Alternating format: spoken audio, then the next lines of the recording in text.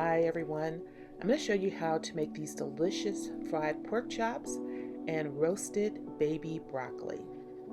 So for this recipe I am using 2 bunches of baby broccoli, and it'll be 1 bunch per person. Trim the ends off and then make sure that they're washed.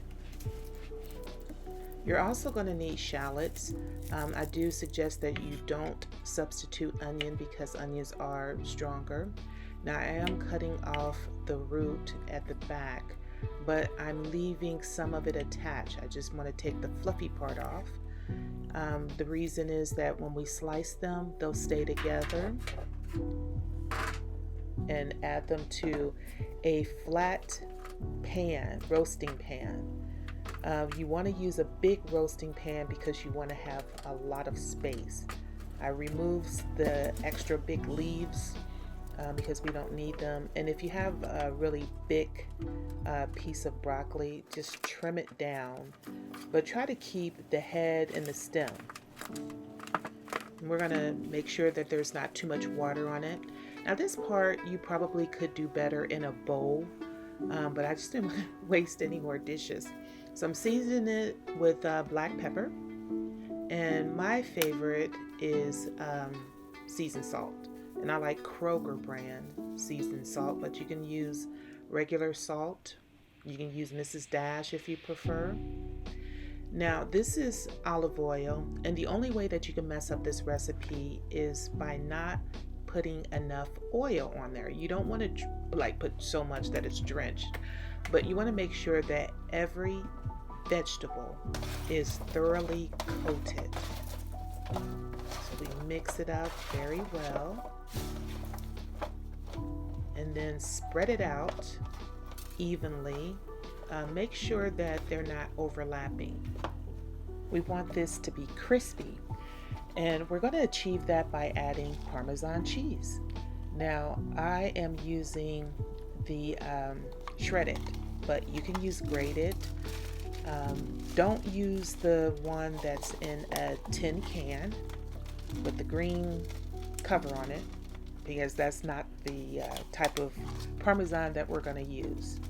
Now this is about 2 tablespoons, but I'm not going to tell you how much to use. Use as much as you want.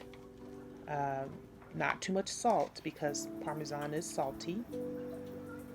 Now we're going to roast it at 425 degrees, and you'll have to flip it. So after about 15 minutes, you want to check and make sure it's not burning, but flip it. Each piece has to be flipped. This part was kind of hard.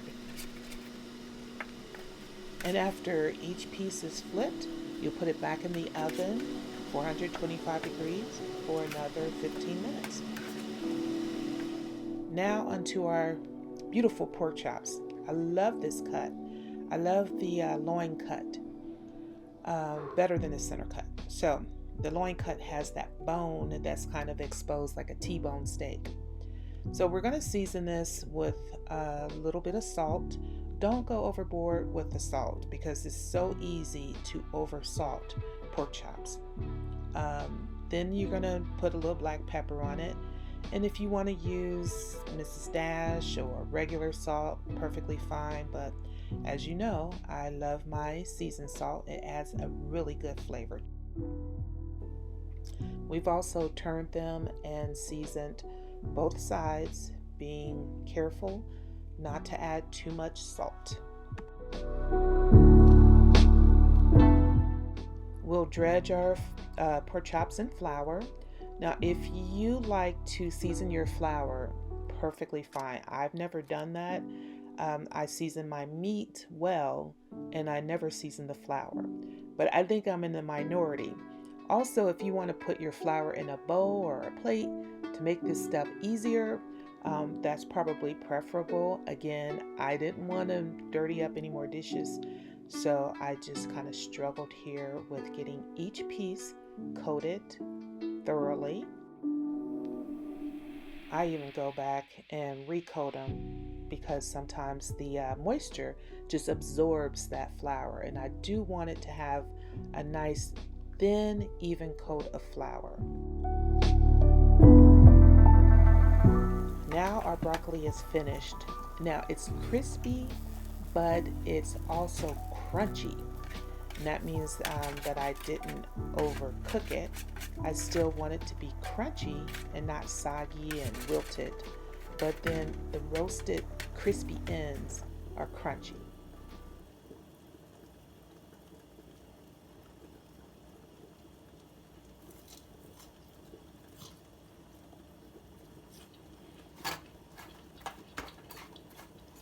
I can guarantee you that tastes so good. I prefer using an iron skillet when I'm frying my pork chops. The crust is going to be a lot crispier and the heat is even. You do have to be careful because an iron skillet can get very hot. I have the heat on medium high right now. I have cooked pork chops on high, but you have to keep an eye on them. I used enough oil so that it would go about halfway up my pork chops. And my pork chops are about a regular thickness. They're not thin and they're not too thick.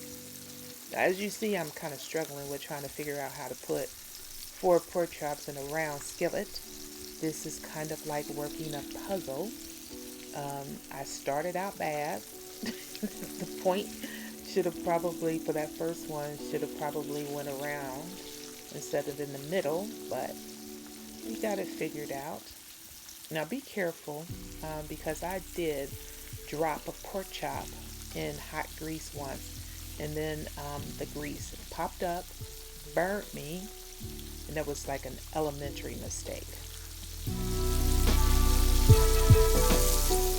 So now these are about ready to be turned, and you can always pick them up on the edge and see if they're brown enough for you.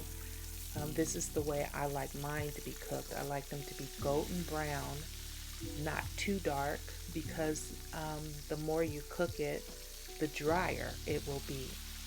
You're cooking it fast and you're cooking it at a high heat, and it will make a perfectly crisp pork chop.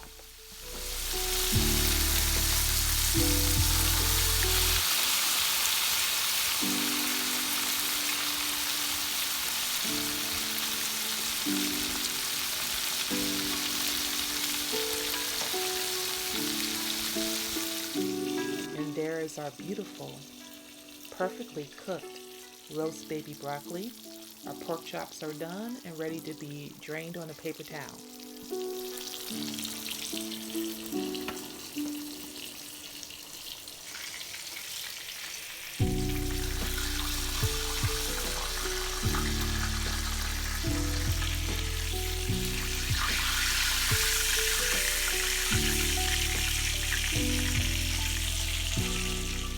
Don't they look delicious, guys? I would say the total cooking time was about 15 minutes. So they're really fast in that iron skillet, and they smell so good. I hope you try this recipe. The broccoli is crispy and crunchy and cheesy, and the pork chops are crispy and tender. Thank you for watching, and if you want to see me eat this delicious meal, stay tuned.